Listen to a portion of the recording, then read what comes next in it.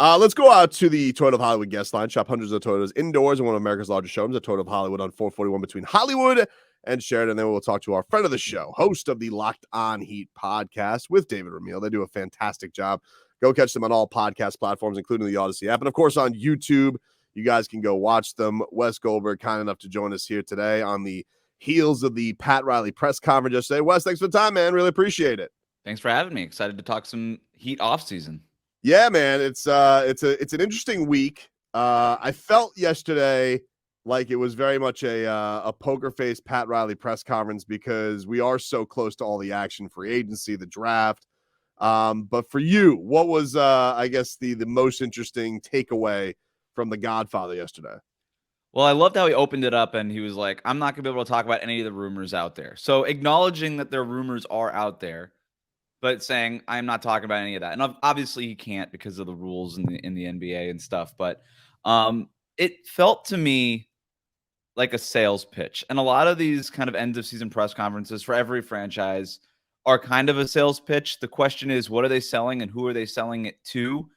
And when you hear Pat Riley talking about Tyler Hero being an anchor and, obviously Bam Adebayo being an anchor, and talking up Jimmy Butler and talking up this NBA Finals run that they just had and how great he feels about this team, I think some people look at that and they're saying, well, in terms of Tyler Hero, maybe he's trying to sell Tyler Hero as an asset, as a trade asset.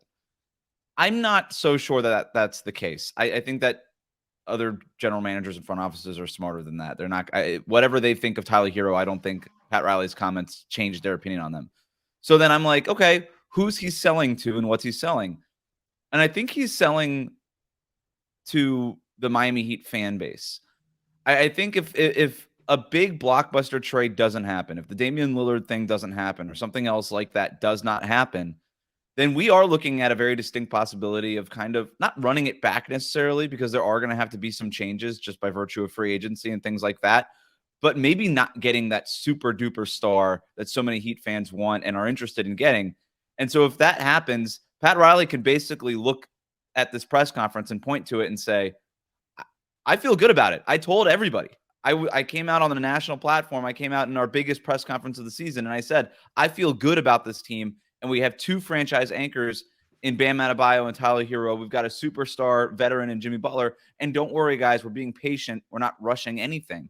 And so I think that this is something that Pat Riley could point to if something on the superstar end doesn't happen. So I guess he was sort of hedging his bets in that way. That was just my read on it. But Wes, here's the deal. We all hyperventilated when he said he was going to run it back last year. Mm-hmm. There's no way, I don't care what he says to fans, that the fans want to run it back again. Like they want some kind of what they would deem an improvement or a change, because the only thing that can happen now in the offseason is that you lose contributors because they've earned it. So who are you going to replace those guys with? It's a great question. You mentioned guys like Max Strus and Gabe Vincent, they're free agents. If you bring them back, if you bring Gabe Vincent back, what happens with Kyle Lowry? Can you afford to pay Lowry and Vincent a combined $40 million or something close to that for something that is not elite at that position? I don't think you can. You could say the same thing for Duncan Robinson and Max Strus, who can't really play together on the court, which means you're going to have 8 figures if Max Strus makes $10 million plus in free agency a year. You're going to have 8 figures sitting on the bench at all times, whether it's Duncan or Max Strus, that's in the game. So I'm with you. I don't think running it back necessarily is an option, and I don't think that the Heat are looking to run it back. If it's not like a superstar acquisition, can they go find other things on the margins that they could point to? Can they find maybe a long-term answer at power forward that is something less than Kevin Durant, but maybe something more than sort of this musical chairs that they've been playing over the last 3 years? Kuzma's going to be tough to get. He's a free agent. That's the thing, is the Heat don't really have any other options in free agency. They're going to have to salary dump Lowry or Duncan Robinson or something like that, and that might cost draft picks. And Pat Riley already said that they're not in the business of trading draft picks for salary dumps. He said that yesterday afternoon. Which means buckle up. Yeah. I mean, I do think plan A is to go get that superstar player. But I don't think that Pat Riley or anybody could tell the future and knows what's going to happen with Dame over these next couple of days, or anybody else for that matter. Yeah, you legitimately do need it to play out. I think that's where he comes in and he's like, I'm not recklessly swinging for the fences because they know what the ramifications are if you just go and get whomever for the first, whoever that monster salary guy is, whether it be a Levine or whether it be a Bradley Beal. You need to know that that's enough. I think everybody looks at Dame and his credentials and thinks like, oh, well, that's an obvious one, but we know that there's a lot of parameters to that. But for him yesterday, the thing that was interesting with Tyler is like, it is kind of the biggest mystery of everything. And for him to be so sure about it or put this front up that he's so sure. But the reason I found it to kind of be a sell job, Wes, when's the last time you've ever heard about Pat Riley not caring about defense? And when he like, Tyler can't guard. There's so many guys who can't guard. I was like, what? I've never heard of a guy excusing somebody's shortcomings defensively. So that to me was like the one for him to be so sure on Tyler when even Tyler acknowledged when he got hurt, he goes, I know what I did in the regular season wasn't really going to matter. I needed to prove something in the playoffs, and we didn't get that answer. It was still an awesome run, but we never found out, was Tyler Hero good enough to be the wingman to Jimmy and Bam? We don't know. That's the thing that is so interesting with them going into this is because everybody naturally knows that Bam and Jimmy need that go-to scorer to help ease the burden on them, especially with how much they do defensively. And they don't know if their 23-year-old shooting guard can do that. And I think you just saw the team that the Heat lost to in the NBA Finals, the Denver Nuggets, figure stuff out defensively. And Pat Riley spent a long time in yesterday's press conference kind of talking about where the league is going in terms of versatility and shooting and ball handling at every position.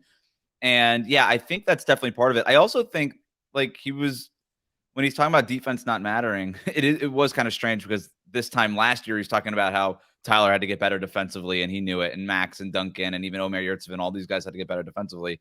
And he didn't really hear a lot about that. But I also think based on this run and based on what we've seen over the last couple of years in the league, maybe he's also recognizing, if we're going to actually win this championship, maybe offense does matter more than defense. And by the way, it's true. Offense matters more than defense in the NBA now. A great offensive rating is much more predictive of success than a great defensive rating over the last half decade in the NBA.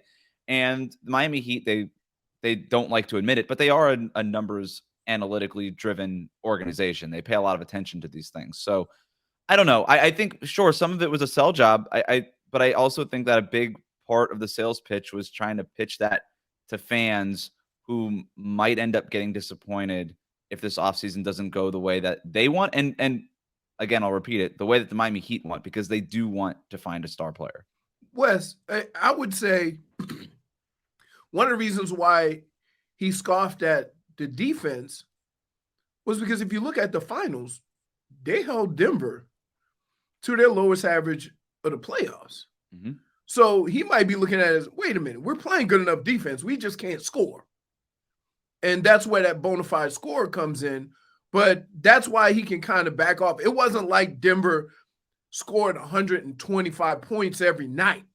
In fact, did they only make it over 110 once? I think it was just the one time. And I think it's a reflection on Eric Spoelstra, too, basically trusting Spo, like, hey, we can kind of give him a handful of below average defenders to bad defenders, and he's going to figure it out. He's going to throw out some crazy zone. He's going to figure it out. He's going to figure out ways to create a top 10 defense. And by the way, if they have to sacrifice a little bit of defense and that defensive ceiling to get much higher of an offensive ceiling, I think that's the calculus that this Heat organization is willing to do because, like you said, Leroy, like the problem wasn't defense in the finals. The problem was that they couldn't score with the Denver Nuggets. And if the league is going to go through Denver like it looks like it might over the next several years, then you're going to have to figure out a way how to score with Jokic and Jamal Murray in that group. Wes, your reaction yesterday to apparently Portland going and trying to put together a package to get Bam Adebayo. Wow. Tell us how you really feel. It's fun. I mean, hey, like I'm trying to put a package together for a Ferrari, but I don't know that it's going to happen. You know what I mean? Like it's, I think to me, that's sort of Portland's last gasp almost on the Damian Lillard front. You put that report out there, and I've talked to Jake Fisher. I think he does a great job, and I'm not saying that what he reported wasn't accurate. I think it was accurate. But if you're Portland, that is sort of your last thing is let's put it out there where, hey, we're trying to go get you that super duper star, Dame. We want to go. You said you wanted to play with Bam Adebayo. You said he was your dog on that podcast the other day. We're going to try to get him for you. And then that's not going to happen because the Miami Heat are not trading Bam Adebayo. That is not happening. Wes, would you trade for Zion? Would I trade what for Zion? If I mean any team, say the Heat. If the Heat had an opportunity to get Zion, right? Yeah, let's just say theoretically, it's probably not enough, but let's just say the Heat's package of it'll be a three-team. It'll be a Tyler Jovic three-team. in their picks, and they could get Zion. Does it make sense for the Heat as a Dame backup plan, knowing all the stuff that is going on with health and his off the court stuff? I'm pretty high on the Zion Williamson bandwagon. I feel pretty good about Zion's future. I would bet if I were a team on Zion's future. The problem with his fit in Miami is it kind of feels like that's probably a 2 or 3 year project there to kind of get him right, get his body right, get him his maturity up to where it needs to be, even in Miami and hashtag culture and all that kind of stuff. Like, I think that's going to be a multi-year project. And I don't think if you've got Jimmy Butler that you can afford a multi-year project. The other part too is if you're building around Jimmy and Bam, which this team is, Zion doesn't work with that. Now you have 3 non-floor spacers on the court at once during your most crucial moments of every game. Got Jovic in your back pocket though. Okay, like that's that. Like, I don't know. I probably wouldn't do it if I were the Miami Heat, but if I were another team, that was picking outside of the top 3, because I also think Scoot Henderson is just too good to pass up on.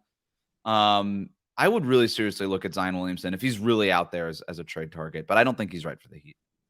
What else stood out to you from the press yesterday? Was there any other piece or nugget? I mean, a lot of it was kind of on one issue, basically, of like he's not gonna be reckless about making a move, but they obviously want to make something happen. Was there anything else that kind of just stood out from him yesterday? I think we got some insight into the way this front office is thinking now. If this team were basically to remain the same, I think they're out of the trading the draft picks to dump salaries game. And by the way, we know this because they didn't do it at the trade deadline. They had opportunities to attach future firsts to Kyle Lowry, Duncan Robinson, didn't do it because they don't want to lose those picks, because in part with this new CBA and the second apron and the luxury tax penalties and all this stuff, your cheapest, easiest way of adding to a roster is with through the draft picks. So they don't want to give that up as just a talent acquisition portal, basically. But so I think that's part of it. The fact that they're looking at like long wings and versatility. Like, I think we actually got some real insight into what this front office is thinking. He was talking about the 5th iteration of the Miami Heat and that they're building on that now.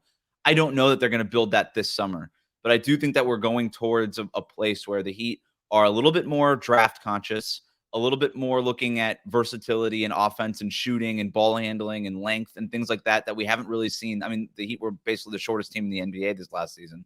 I think they're looking to amend that.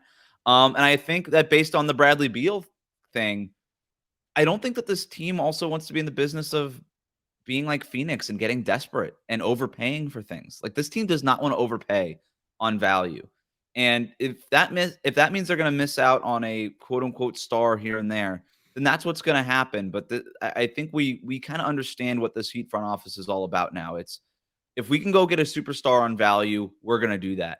And if not, we feel good about our ability to get guys through the draft. He mentioned finding Bam Adebayo and Tyler Hero at the end of the lottery. Like, they feel good about their ability to find guys in the draft, find guys who are undrafted who can contribute, and then work their way into a real contender basically every season. They feel good about where they're at. They're not going to act out of desperation. They're going to continue to build this thing methodically. And if a superstar comes out of that, then another superstar comes out of that. And if not, they're going to continue to build this way. Go watch Wes Goldberg on Locked On Heat on YouTube. You guys can listen to it on all podcast platforms. He and Dave Ramil do a fantastic job. Boots on the ground, covering the Heat.